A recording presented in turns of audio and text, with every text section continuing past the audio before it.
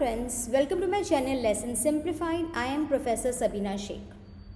Today we are going to learn about vertical communication, which is there in your subject business communication. So let's get started. Vertical communication, student, is a communication that goes in a straight line. It can be either upward or it can be either downward. I would explain you this with a small example. First, we will understand what is downward communication. For example, there is a pharmaceutical company naming ABC.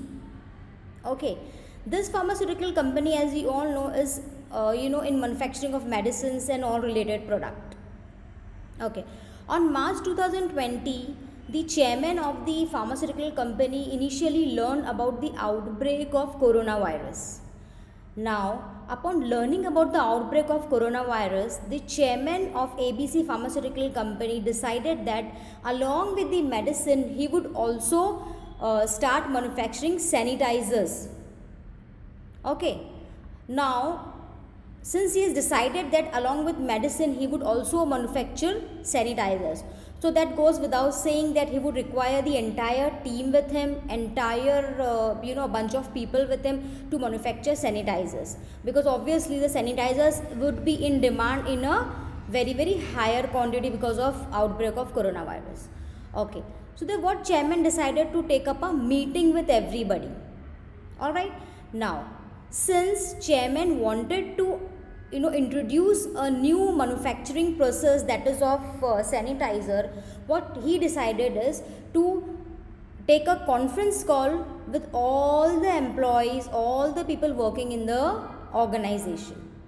So he sent a notice to everybody stating that he want to undertake a important meeting because he is going to initiate a new manufacturing process.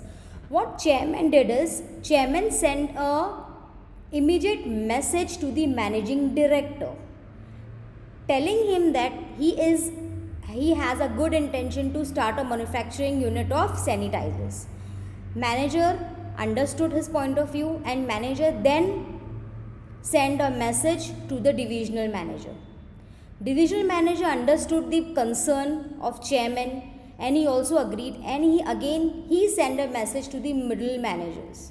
That can be managers who are running the process unit, etc. Middle managers understood the point of view of the chairman, managing director, divisional manager. He then passed on the message to the supervisors and the officers working on the floor. Alright, now supervisors and officers understood the concern of the above people, and then supervisors and officers send a message to operators, workers, clerk, intimating everyone that the chairman has an intention to start an additional manufacturing unit of sanitizer. So students, try to understand that the flow is downward. Okay, see, you can see the arrow here. Okay, the flow is downward from chairman, who is into the top management. Alright, the message is passed on to MD, then divisional manager, then middle manager, then supervisors, officers, then operators, workers, clerk. Now, since this is a downward communication, the messages directly come up from the top management, and what others have to do, others just have to follow. So they would decide upon the date, time and meeting of the conference call, and then they would start initiating the new process. I hope downward communication is clear with you. Alright, now let's understand what is upward communication. As you all can see, the arrow, this arrow is moving upwards. Okay, now I would take an illustration here. For example, there is an fire outbreak in your organization. Okay, in an organization there is a fire outbreak.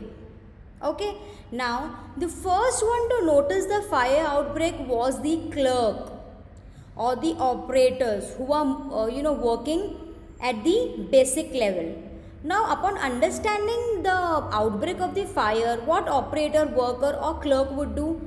They would obviously immediately they would call up supervisors. Upon learning these things, what supervisors will do? They would definitely call up the fire brigade.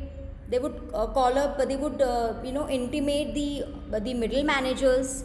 Okay, operators may call fire brigade also. What operator can do? Operators, worker or clerk, they would call fire brigade. Simultaneously, they would call supervisors and inform them about the mishappening. Then supervisors will definitely inform the middle managers. Middle manager will inform the divisional manager, and divisional manager will inform the managing director, and the this fire outbreak news would definitely go on to the top management from managing director. So in short, they would follow the upward communication process. Okay. So in upward communication, the examples can be numerous examples. I have taken an example of an of a fire, outbreak of a fire. All right. So over here in my second example, the news of the fire is noticed by operator, and then these things are these things are updated to the above managers. Okay, so this is called an upward communication. I hope this is clear with you, students. So stay tuned for my next lecture. Thank you so much for listening.